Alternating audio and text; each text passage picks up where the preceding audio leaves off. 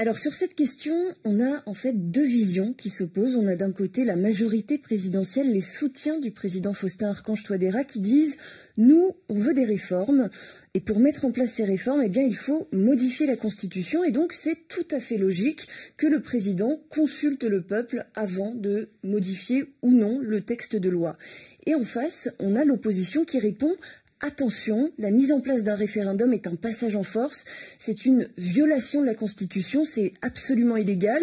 L'opposition considère en fait que si le président Touadéra organise un référendum sur la modification de la Constitution, en fait c'est pour faire sauter tout simplement la limitation du nombre de mandats présidentiels et donc c'est pour chercher à brider un troisième mandat lors de la prochaine présidentielle qui se tiendra a priori, qui est en tout cas prévue en 2025. Concrètement, Clémentine Pawlowski, que dit la Constitution? Est-ce qu'elle l'interdit, comme l'affirme l'opposition? Est-ce qu'elle interdit au chef de l'État d'aller consulter sa population?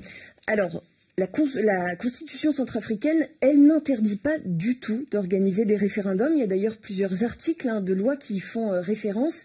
J'ai un petit peu épluché ces articles. Je pense par exemple à l'article 26 qui dit « La souveraineté nationale appartient au peuple qui l'exerce soit par la voie de référendum, soit par l'intermédiaire de ses représentants ».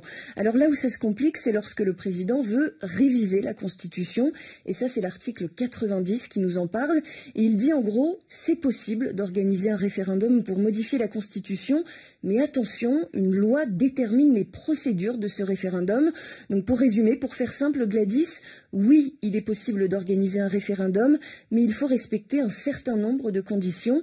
Et en amont, le président de la République doit consulter 3 personnalités. Le président, en l'occurrence c'était une présidente de la Cour constitutionnelle, le président de l'Assemblée nationale et le président du Sénat. Ouais, sauf qu'il n'y a toujours pas de Sénat en Centrafrique.